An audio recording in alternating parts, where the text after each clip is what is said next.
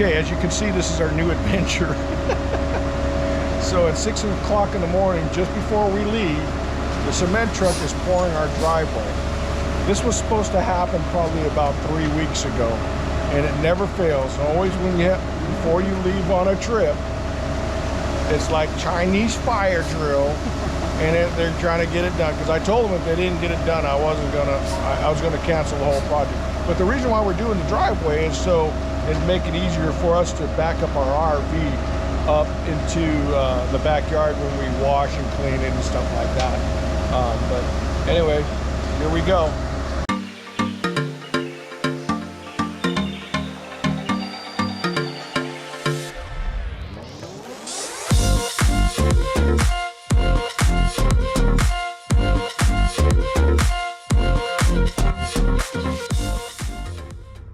Welcome back to Over the Hill Adventures. Today is prep day. It's now a few days before we are taking off on our big trip, our month-long trip. So I've got a few little projects that I'm going to do. So first thing I'm going to do is put a gas stop in. Now, I'm sure you guys seen these before. While you're driving, if your line blows or something like that. Now these things are $79 a piece on Amazon, and we'll put that down in the description. However, I just bought one because it's not a big deal for me to unscrew one and off of one tank and put it onto the other. So I'm saving 79 bucks. So I'm a little cheap when it comes to that.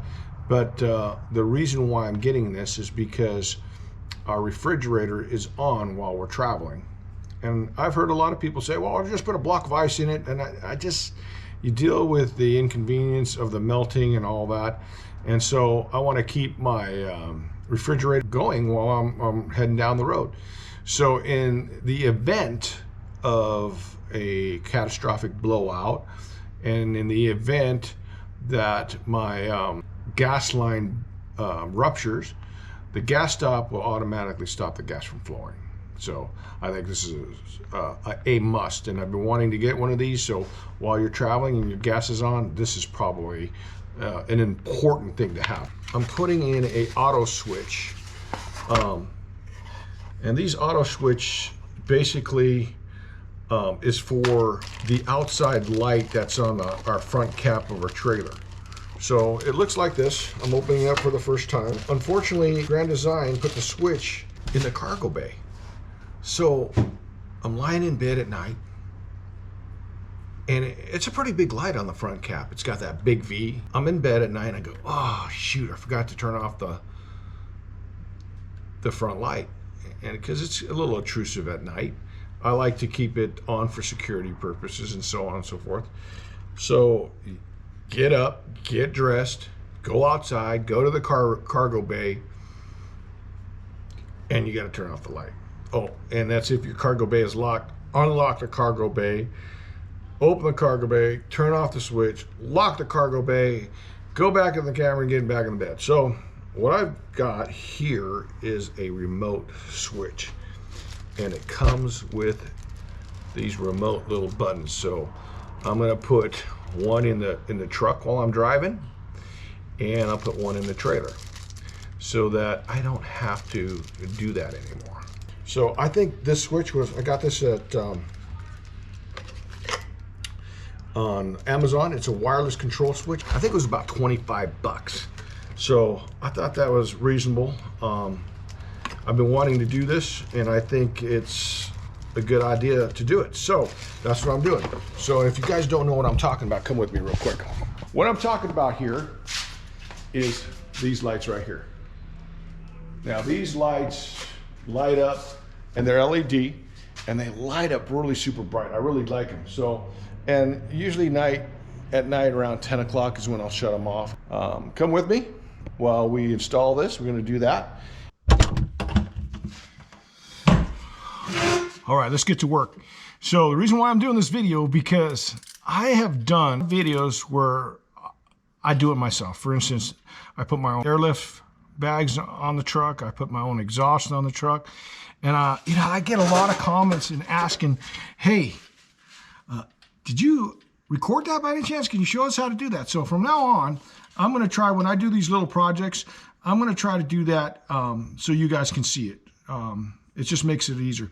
So one of the things you guys need to get while RVing is this. Okay, they're pretty cheap. I think they're like 20. They got big lights. I mean, and the lights are extreme. They're real cheap, and they're just great to have. So I would definitely invest, because it keeps your hands free. You can do whatever you need to do. So let's get started. This little thing right here, I'm sure just pops right off. Yep, there we go. It's got a couple of screws. Now I noticed that the backing, for whatever reason, was coming loose. So I am going to probably put another screw in there. Here's your TPMS, your tire pressure monitoring system. I'm going to take this out. I just think it doesn't make any sense for this switch to be here. And if you guys could tell me what the good reason is and why they put the switch here, please let me know, because I would definitely want to know. So it seems to be a pretty simple switch. They've got some other wires in here, but I'm going to be putting in a remote switch, and let me take a look at how am I going to do that. But as far as taking this is, we're just going to take it off like this, like that.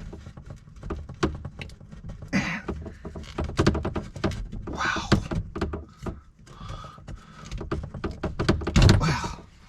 There you go. I'm going to put this in there like this on the input side. Get that little thing in there. All right, this little wiring little episode, it just about drove me crazy. So anyway, you're gonna have two wires, two black wires that go to the switch, and then it comes off of this orange wire. Okay, so what I did is I put the two black wires together on the input positive, and there's a cluster of white wires that are together, and you put those in the input negative, and then you put the one that goes to the light, to the outdoor light, you put that on the positive output. Then you pair your switches, and then they all work. But I'll tell you what, that gave me a run for my money, I'll tell you that right now. And it's going to probably sit just like that. But you'll be able to hear it work, because it'll sound like this. And I don't know if you're going to hear it. You hear that? That's on and off. And that way everything else works, your light works, so it all works. But boy, I tell you, it gave me a run for my money. You see it's on there, you guys, and off. On and off. So trying to figure out the wires was a little bit tricky, but I'll put in the remote in the descriptions, but it works great. I've filled up my propane tank, and then I put the gas stop on it. And so now I'm gonna put on the gas cap. We go like that. And make sure this is tight.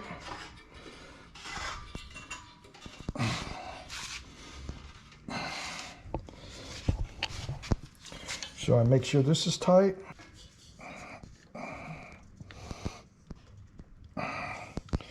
And you should be able to turn this on like that. And then press down on it.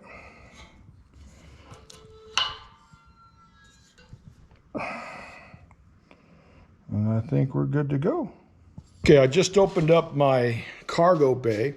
And what I want to do is I want to just show you guys a little bit on how I load my compartment up a little bit with the things that I need on the driver's side compartment. So first off, I have the hose in which I use. This is the hose that I use for flushing the black water tank. I always carry 10% bleach and water, Okay, just for sanitation purposes.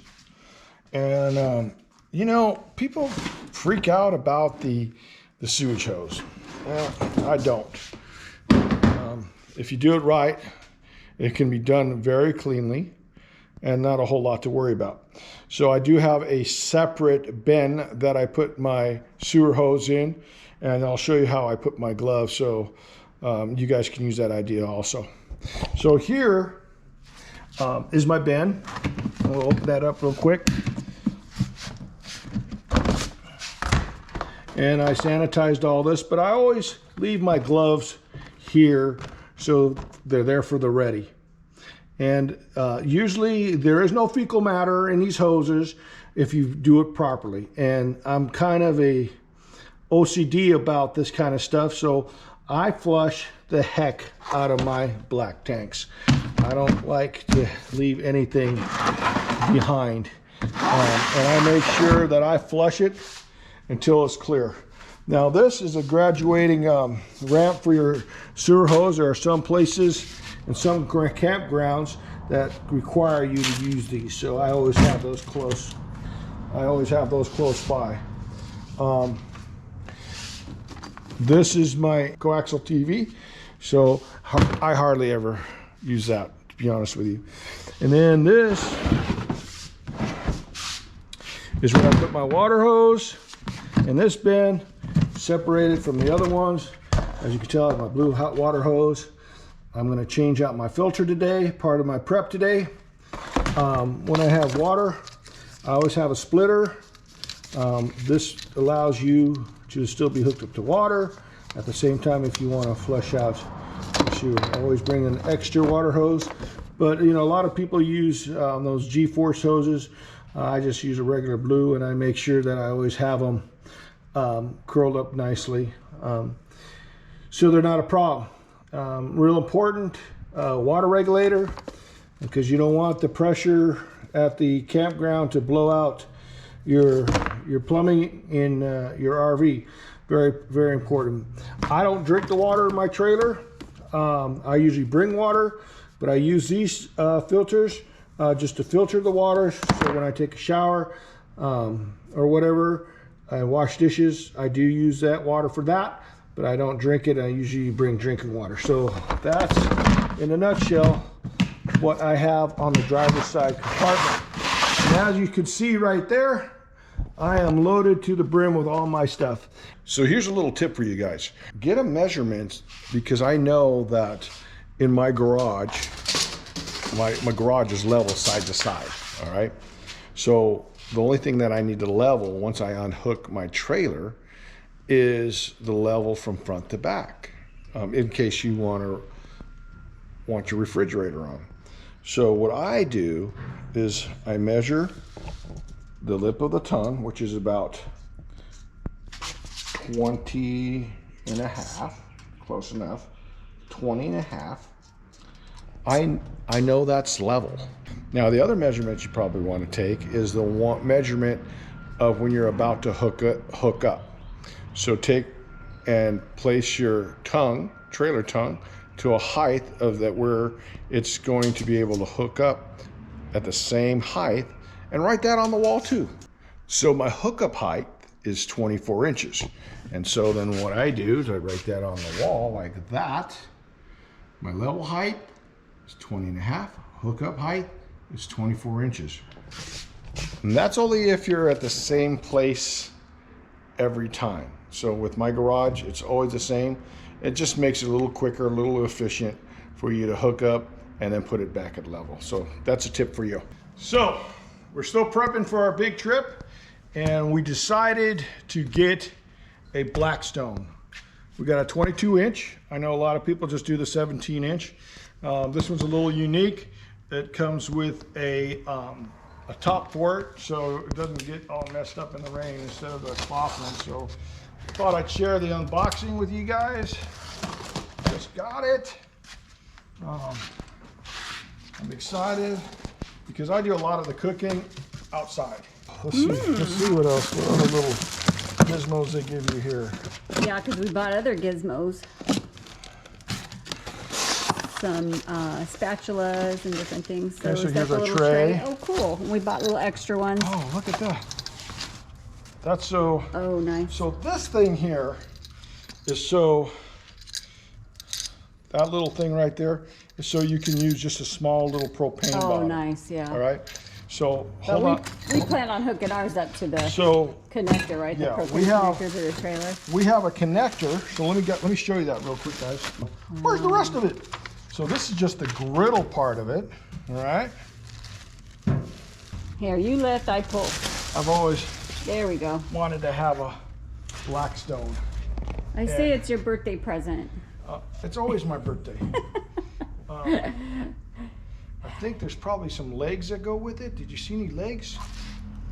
Oh, see, right Little there. legs. Oh, So nice. legs. Okay. All right. So I've got to show them. All right. So this is. Well, That's your little Blackstone attachment. The 10-foot hose. Just bought the adapter. Goes in like this. Yeah, I hope it goes in like that. There we go. yeah, that's okay. That's it. Nice. That's it, baby. All right. And then and where that we put connects. that other in? That goes into your trailer. Nice.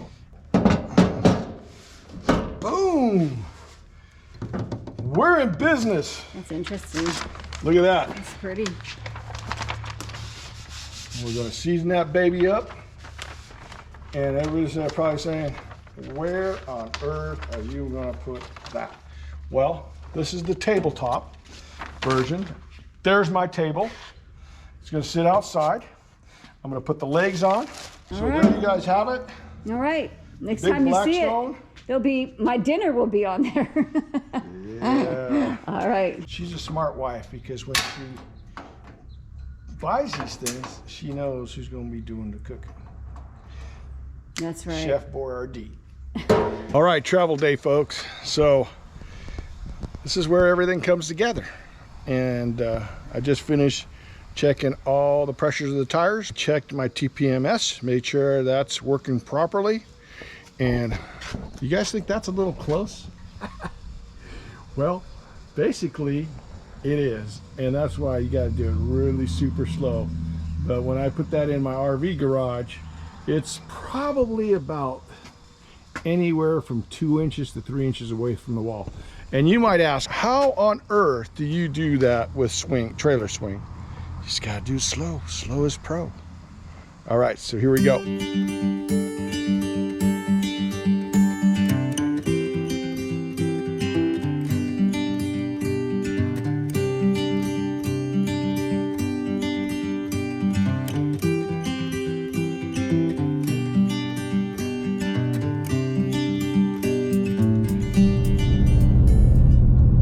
Officially on the road. We have left home. We left our house in Lake Havasu, and we are heading to, well, tonight we're going to stay at Williams in Arizona at a KOA there, Circle Pines, and we've been there before a couple times, and it's just going to be an overnight stay, so we got to pull through site, just electric and water. But this is a trip we've been planning for 6 months.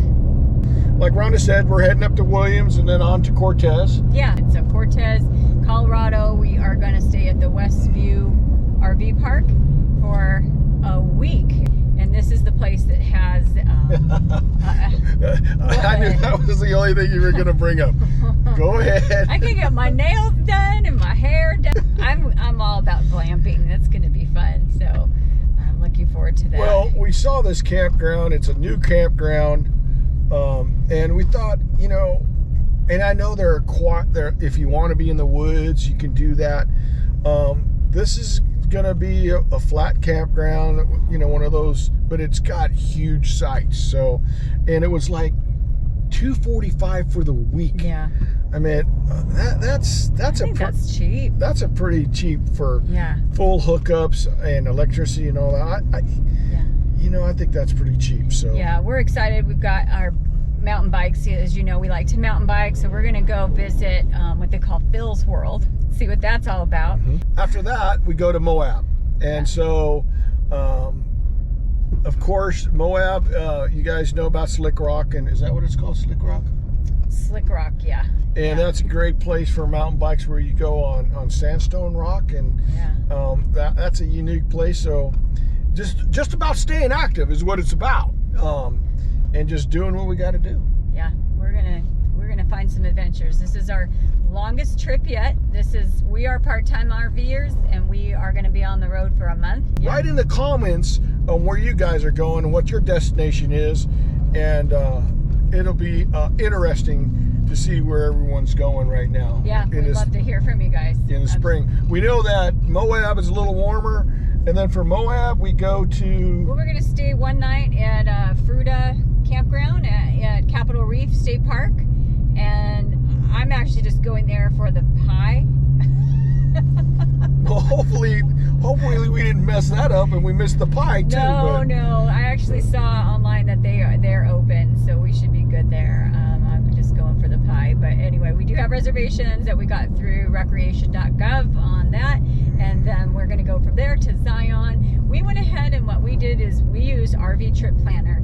Trip Wizard. Right? Trip Wizard. Yeah. RV Trip Wizard? Yes. We use RV Trip Wizard.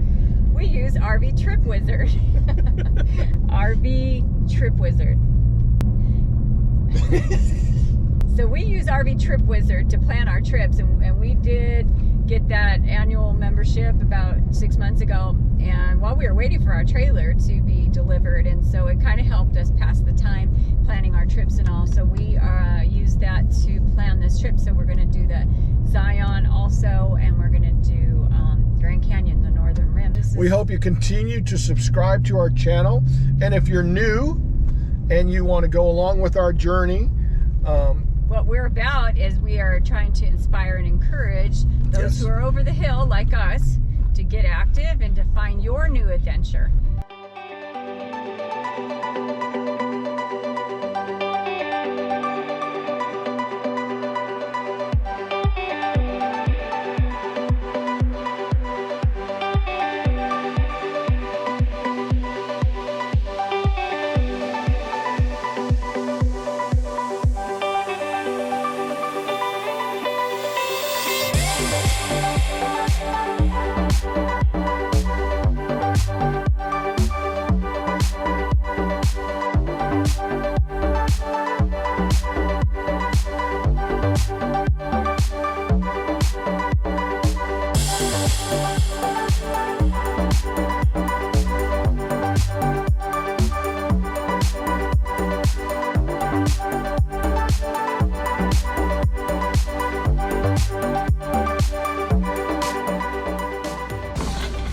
Ready?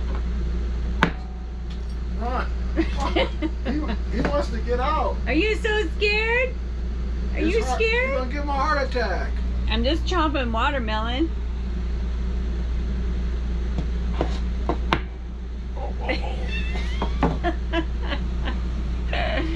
He's ready to go.